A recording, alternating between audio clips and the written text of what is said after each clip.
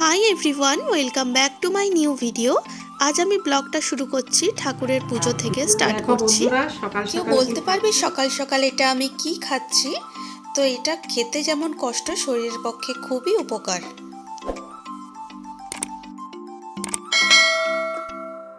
অনেকদিন পর সকাল সকাল একটু পান্তা খাচ্ছি। তো রাতের অনেক কিছুই থেকে গেছে, তাই জন্য এটা হচ্ছে ধনেপাতার বড়া, এটা হচ্ছে ডিমের কারি, আর একটু চিকেন থেকে গেছিলো।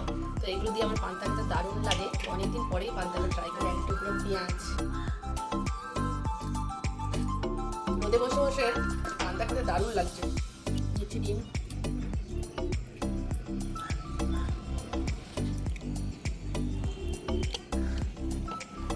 একটু চিকেন, একটু আলু আর একটু ডিম।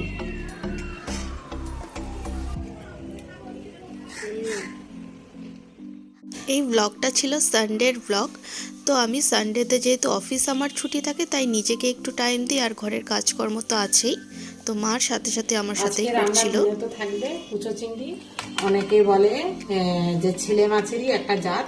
এটা নেড়েগুলো, এটা মাংসের মতো মাখা মাখা করে রান্না করলে খুব ভালো লাগে। আর এটা হচ্ছে নেহারে, সবাই তো তোমরা চেনো। এবার আর কি রান্নার প্রস্তুতি। প্রথমেই আমি লোটে মাছটা বসিয়ে দিয়েছিলাম। তো লোটে মাছ তো অনেকেই পেঁয়াজ রসুন দিয়ে খেয়েছেন, একবার পেঁয়াজ রসুন ছাড়াই খেয়ে দেখবেন। আমি এখানে লোটে মাছটা করেছি আদা, কাঁচা লঙ্কা, টমেটো আর গোলমরিচ বাটা দিয়ে।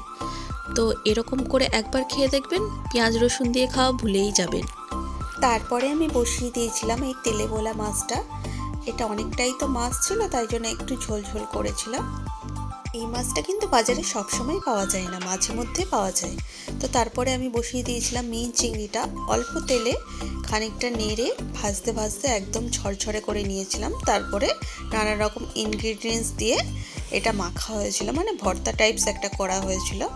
তো আমার ভিডিওটা যদি সবার ভালো লেগে থাকে, তবে একটা লাইক, কমেন্ট আর শেয়ার করে দেবেন।